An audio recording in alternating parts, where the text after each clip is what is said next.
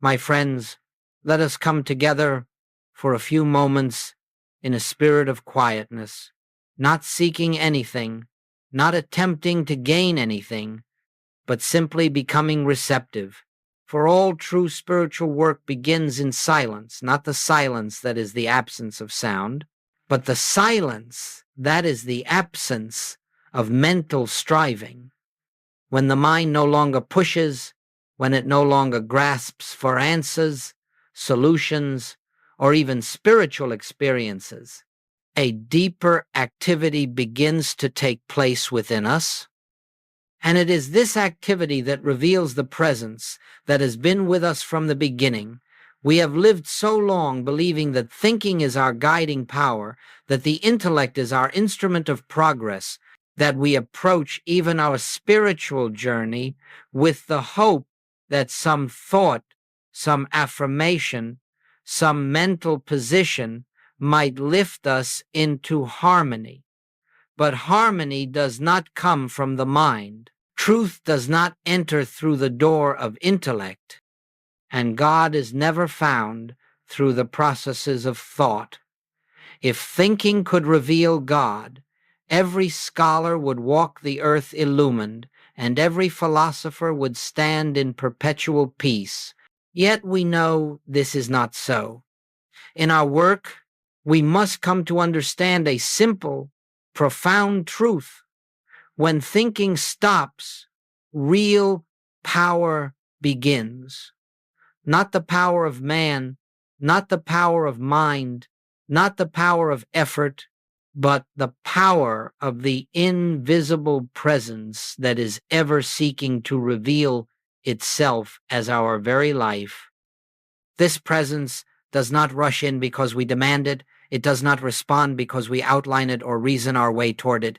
It reveals itself in the very moment we release the belief that we must accomplish something. And so, as we begin today, let us rest in the awareness that there is nothing to attain and nothing to achieve.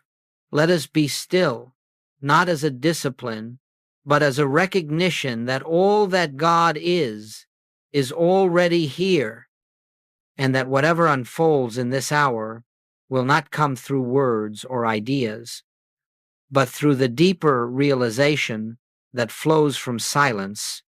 We are not preparing the mind to think more clearly. We are quieting the mind so that a greater wisdom may make itself known. If in these moments you can simply relax the inner tension and cease the perpetual movement of thought, even for a breath, you will discover that something within you begins to stir, something gentle, something living, something real. And that, my friends, is the beginning of spiritual power. Now, as we proceed, let us take a deeper look at this mind with which we have been so identified. For centuries, we have honored the human mind as though it were a divine instrument, believing that through its powers of reason, memory, imagination, and analysis, we could find our way to peace, security, or even spiritual revelation. And yet, it is this same mind that has led us into fear, confusion, and conflict. It is this mind that sees opposites everywhere, good and evil, sickness and health, abundance and lack, and then struggles to reconcile what it has itself divided. Let us understand this gently and without judgment. The human mind is not a villain. It is simply a limited instrument. It can function beautifully in the world of time and space, balancing accounts, reading books, organizing daily affairs, but it cannot enter the kingdom of God. It cannot grasp the infinite. It cannot comprehend the reality of spirit, for the mind knows only contrast, and spirit knows only oneness. The mistake we have made is not in using the mind for daily tasks. The mistake has been in trusting the mind for spiritual living. We have tried to think our way into God, and this cannot be done.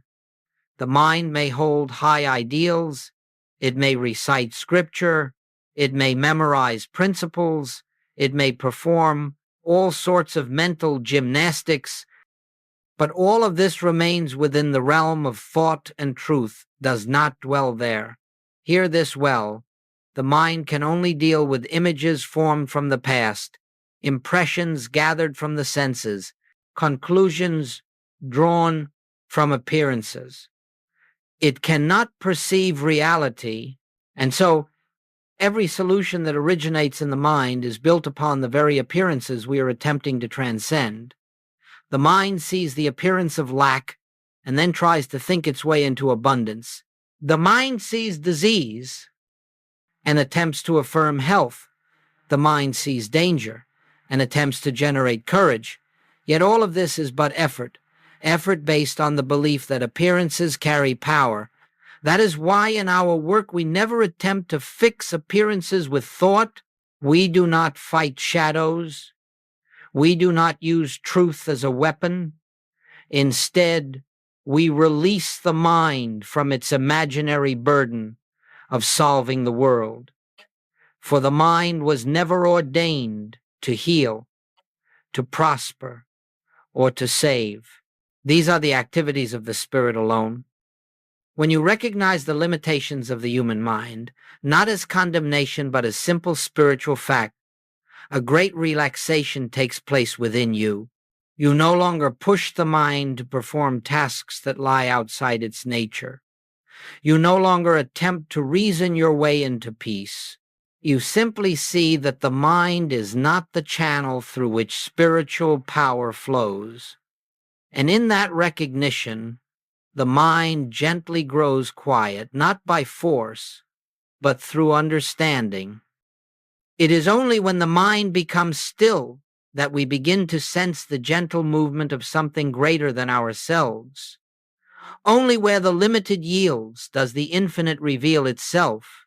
And this is where our journey truly begins, in the humble acknowledgement that the human mind, with all its brilliance, cannot lead us to God, and therefore we must let it rest.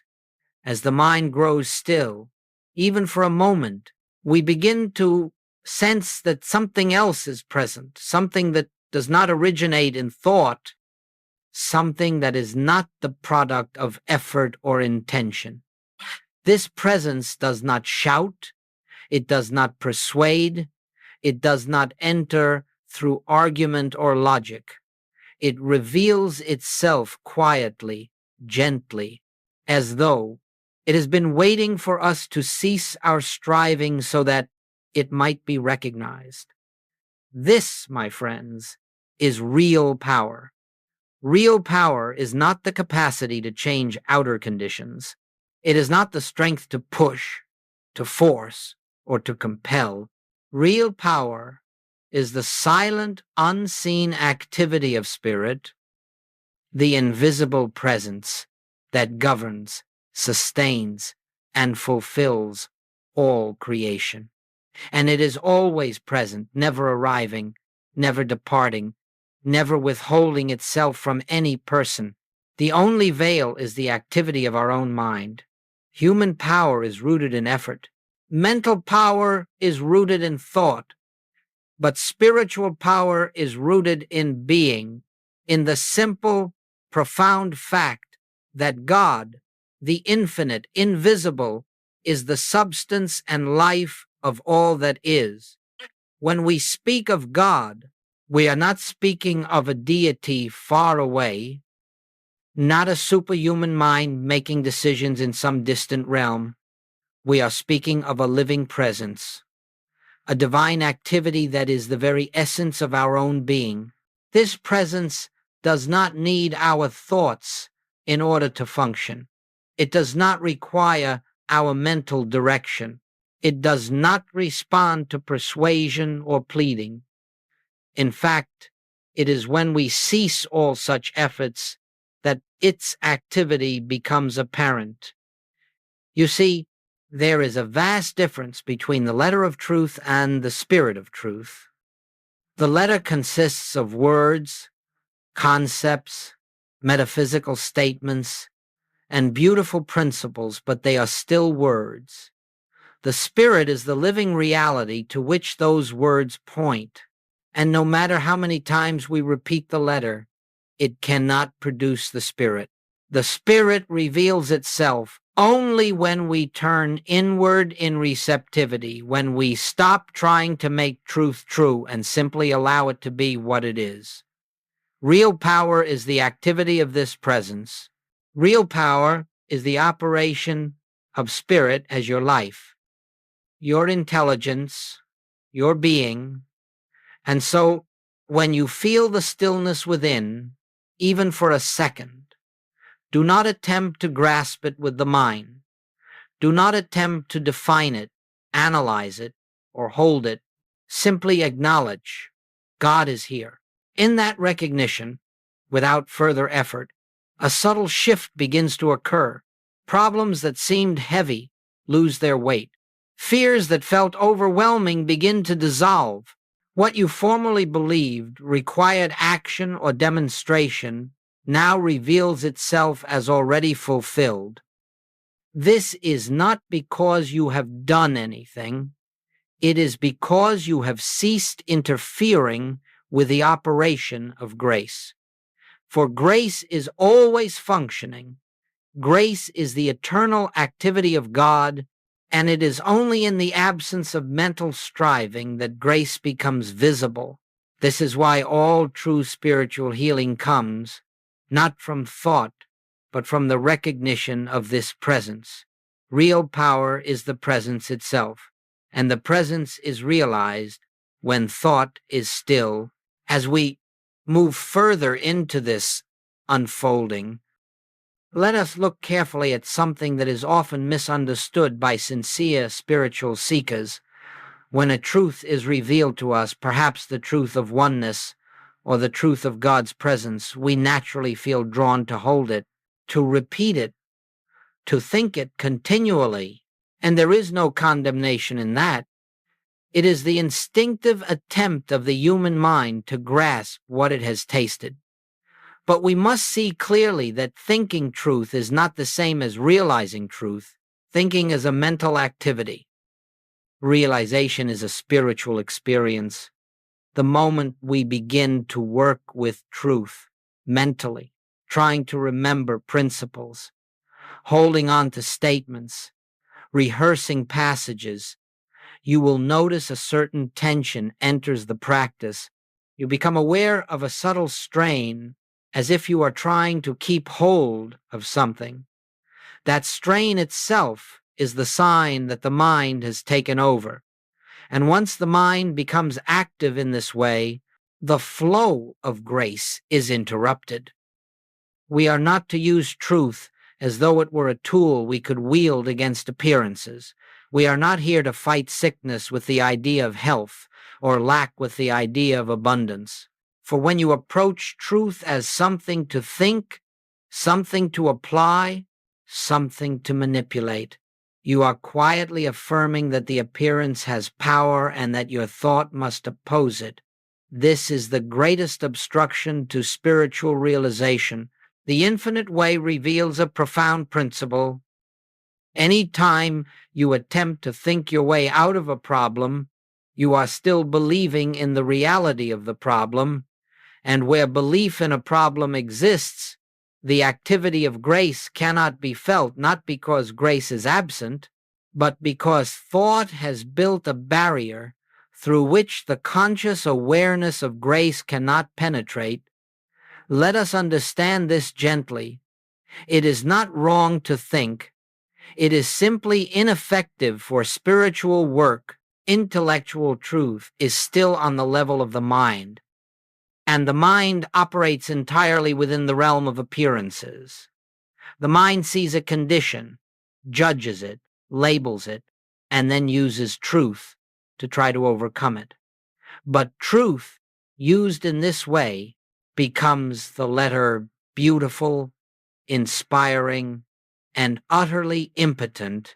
Truth has no power when confined to thought.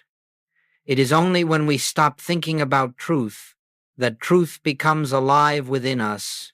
It is only when we release the mind from its attempt to use truth that the Spirit itself reveals truth. In that moment of release, the mind falls silent and the presence begins. Its activity, you see, realization comes not because we recite or repeat truth, but because we become still enough for truth to reveal itself, the truth that heals, the truth that harmonizes, the truth that frees does not arise from the mind. It arises from the deep well of silence within the presence that is closer to us than breathing. Let the mind stop wrestling with truth. Let it stop trying to remember, to affirm, to hold. Let it be still in that quietness. You will feel the gentle, living movement of spirit saying, I am here. And that is the moment when grace begins to flow, not through thinking, but through being. Now, let us come to one of the great jewels of the spiritual life, the sacred pause. In our human experience, we have become so accustomed to movement, to reaction, to answering every appearance with a thought, a plan, or a judgment, that the simplest act of pausing seems almost unnatural. And yet, this pause is the doorway through which we step out of the realm of the senses and into the sanctuary of spirit. You see, there is a moment, a very quiet moment, in which the entire activity of the human mind can be allowed to rest, not forced, not repressed, not controlled, but gently set aside, as though you were laying down a heavy garment that you no longer need to wear. This moment may be only a breath in duration, or it may widen into minutes, but its power is not measured in time. Its power lies in the fact that in that pause, you stop living from the mind and begin living from the presence. The sacred pause is not a technique. It is not something you do. It is the simple recognition. I will not proceed until I have felt something of the presence within. In that instant, you turn away from the problem, from the condition, from the thought process that has occupied your attention. You release the urge to correct, to solve, to interpret, and you allow yourself to become inwardly spacious, receptive, open in that pause. No thought is required. No truth must be remembered. No effort must be made, for this is not a mental practice. It is an act of surrender.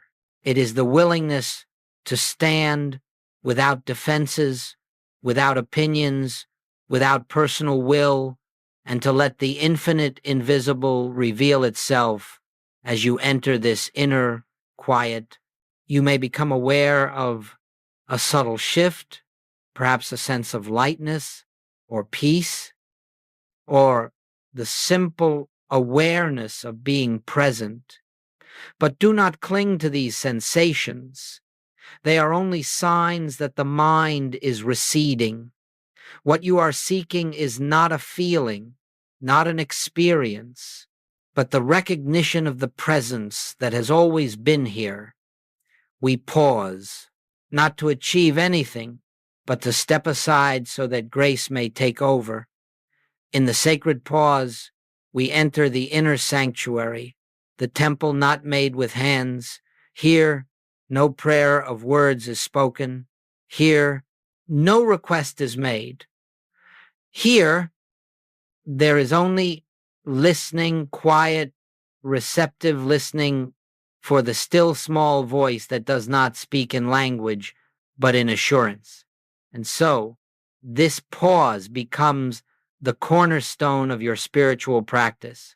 Before meetings, before decisions, before conversations, before responding to anything in your outer life, you learn to take this moment, this effortless turning within, and wait until the sense of presence fills your awareness. This is not idleness. It is the highest form of activity. For in that moment, You have stepped out of the world of appearances and into the realm where God is the only power, the only presence, the only activity. Here, the human story quiets and the divine story begins to unfold. In this pause, the inner sanctuary opens, and grace finds its way into your experience, not because you have invited it, but because you have stopped blocking it. As the pause deepens and the mind relaxes its constant activity, a remarkable thing begins to take place, so gentle, so unobtrusive, that one might easily overlook it if one were expecting something dramatic. When thought ceases its restless movement, even for a breath, conscious awareness begins to dawn, not the awareness of the mind, not the awareness of concepts or beliefs, but the awareness of presence, of a living, vibrant reality that has always been here in this state. You may find that nothing in particular is happening. There is no vision, no voice, no sudden revelation. Yet beneath the quiet surface, an inner movement is occurring. Something within you begins to stir. Like a faint glow in the depths of consciousness, you are becoming aware of an invisible activity, not because you are thinking about it, but because you have made room for it by ceasing to think. This is the beginning of spiritual realization. When thought stops, the mind is no longer projecting its fears, its hopes, its conclusions, or its judgments onto the screen of your experience. And because those projections quiet, you can begin to sense what has been behind them all along, the presence that is your actual life, the life that is God expressing as you. This awareness is not created by meditation. It is not manufactured by effort. It is revealed the moment you no longer block it with thought. It is as though clouds have parted, not because you pushed them away, but because you simply stopped stirring the atmosphere of the mind, and when the atmosphere clears, the sun that was always shining becomes visible. In this awareness, the burdens you carry begin to lose their weight, not because they have been solved, but because you are beginning to sense another within you who carries all things. The fear that has gripped you begins to loosen, not because you have reasoned your way out of it, but because you are beginning to feel the presence of one who knows no fear. The confusion that clouded your judgment begins to dissolve, not because you have thought your way into clarity, but because clarity itself is beginning to arise within you. You see, consciousness, true consciousness, is not thought, it is not sensation, it is not emotion, it is the silent recognition of God's presence. This recognition may come as peace, or as a quiet confidence, or simply as a sense of rightness, of being aligned with something greater than your personal sense of self. Do not analyze it, do not attempt to hold it, do not try to deepen it. Simply rest in it, even if only for a breath. For this awareness, however small it may seem, is the beginning of spiritual power.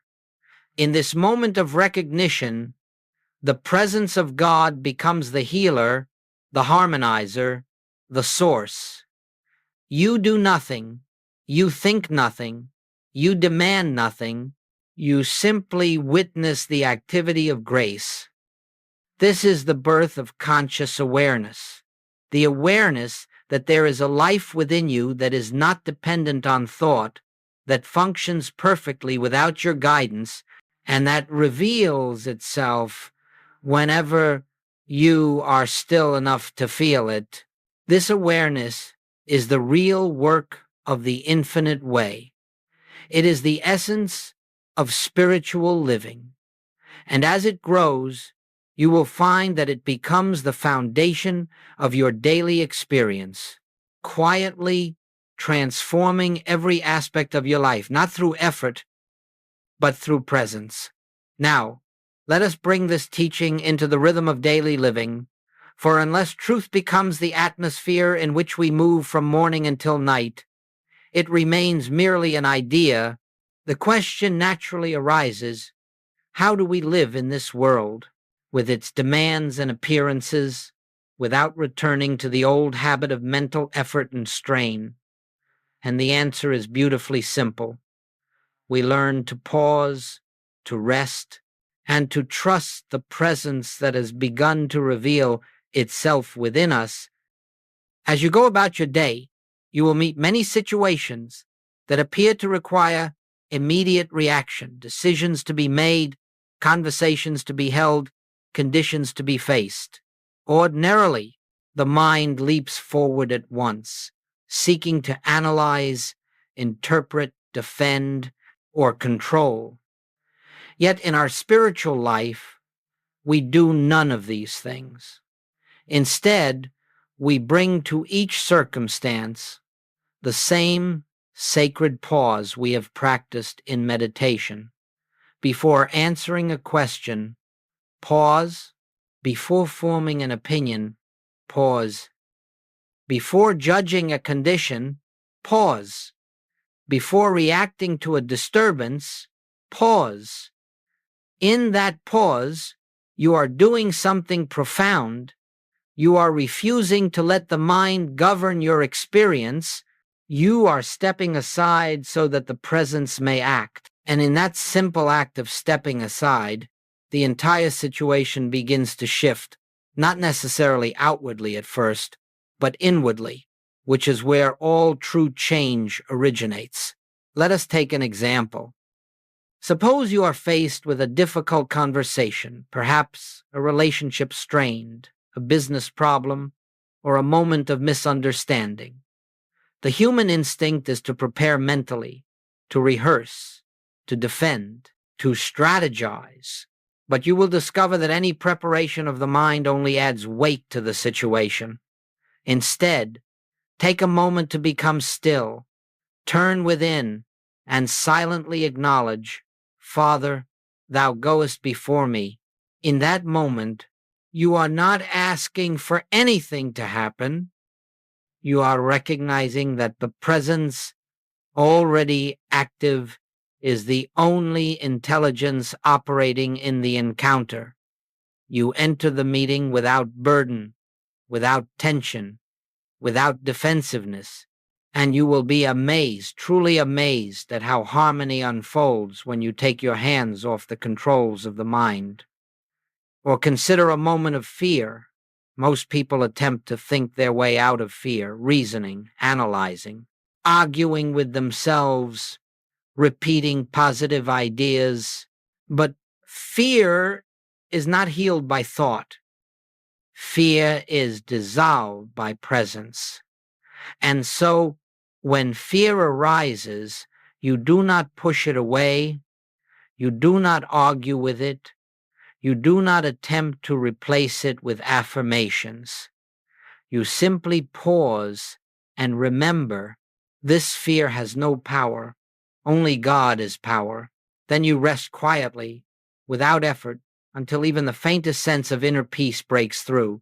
That peace, not your thought, is the healing. And what of financial concerns? Again, the mind wants to calculate, to predict, to worry, to seek security through planning and control. Yet all such activity testifies to the belief that supply is outside of you. In our work, we pause long enough to remember that supply is the activity of grace, not the result of human planning. We bring no mental struggle to it. We bring silence. And in that silence, the invisible source begins to reveal avenues of supply that you could never have imagined through thought. In each of these situations, the same principle applies. Do not think your way through life. Feel your way through life. Feel the presence. Rest in it. Let it go before you.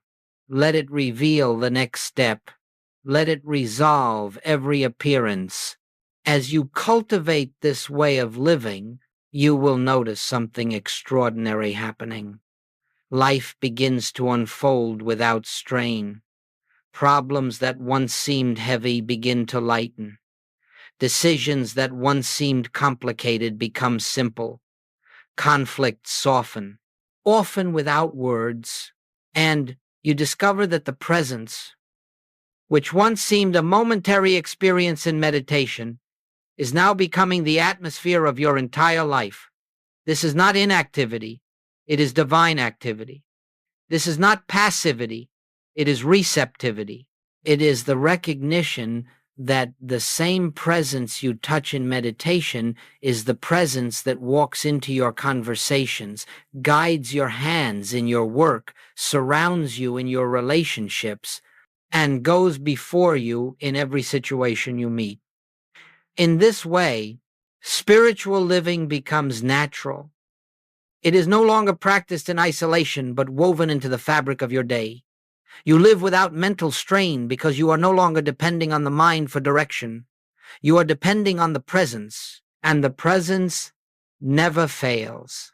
As we come into the heart of this work, the entire purpose of our practice begins to reveal itself. All the silence, all the pausing, all the resting from thought is not an end in itself. These are merely the conditions in which a deeper realization may take place, a realization that is the very foundation of spiritual life. And that realization is this: God is the only power. This truth is not attained through effort. It is not reached through argument.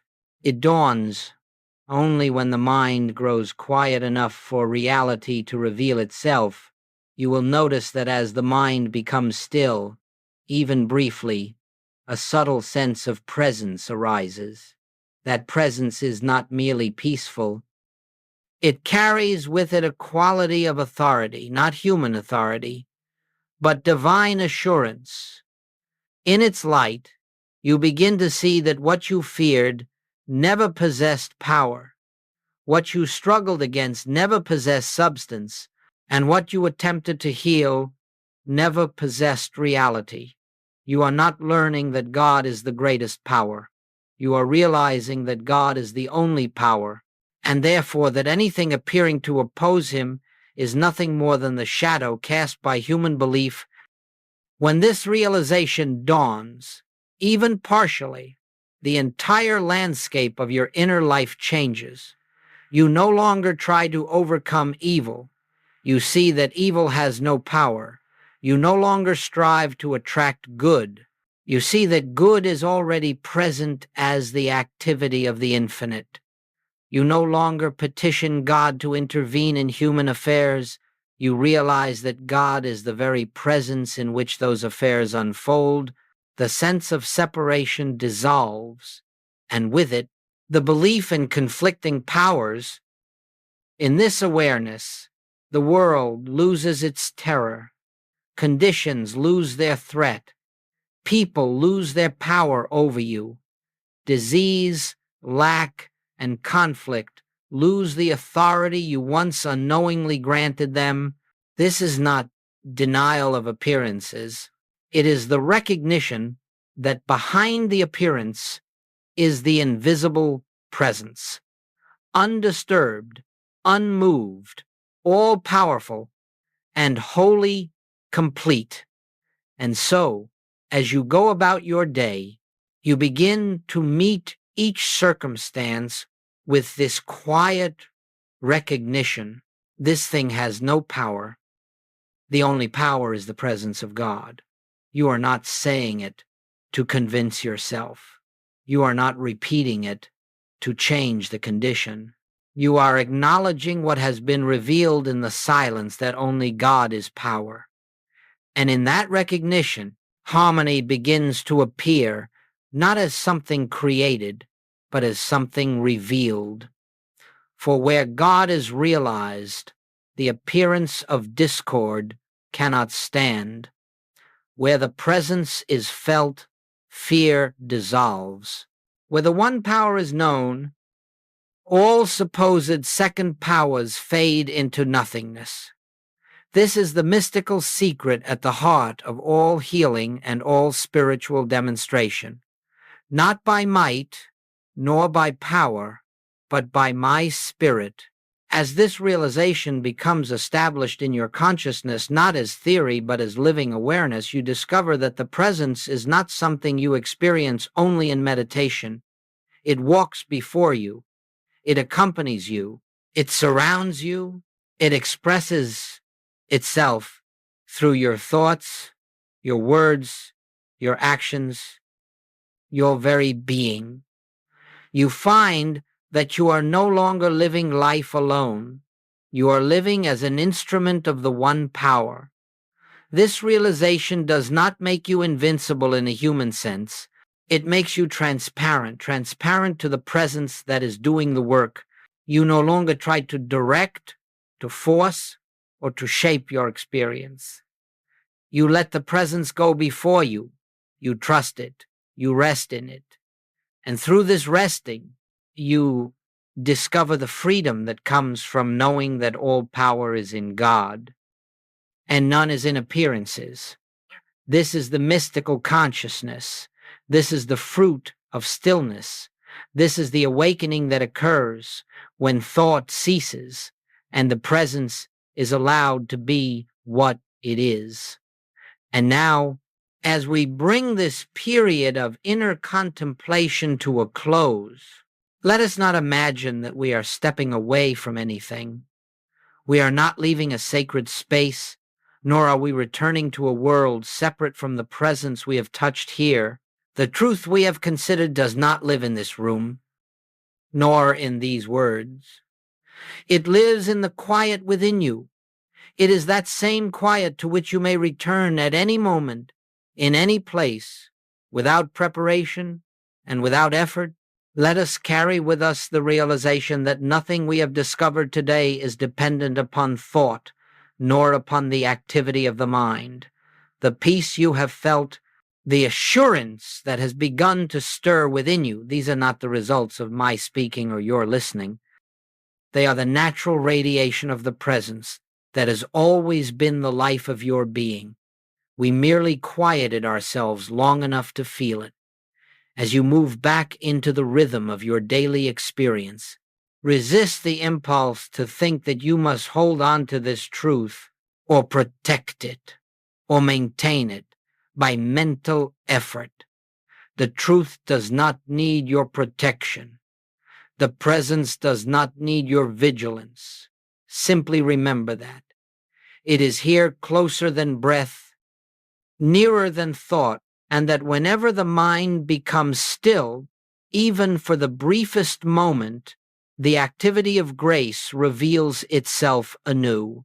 Go about your tasks gently, without strain, without haste. Let the pauses return to you throughout the day. A moment before speaking, a moment before acting, a moment before judging. These simple pauses are not interruptions. They are reminders that you do not live by your own power, nor by the strength of your mind. You live by the life of God within you. Do not be concerned if the peace seems to fade, or if the mind begins again with its familiar patterns. Simply pause, turn within, and rest. The presence has not left you. It never does. Only the mind wanders, and when the mind wanders, let it wander. You do not need to bring it back. You need only become aware of the stillness beneath it, and you will discover that the presence was there all along. And so I leave you with this assurance. There is a place within you where thought cannot enter, where fear cannot touch, where the world cannot reach. It is the place where God is realized as the only life, the only power, the only presence. Go there often, not with effort, but with willingness, and you will find that the whole of your life begins to unfold under grace. May this silence go before you. May it remain with you, and may it reveal within you the fullness of the life that is God.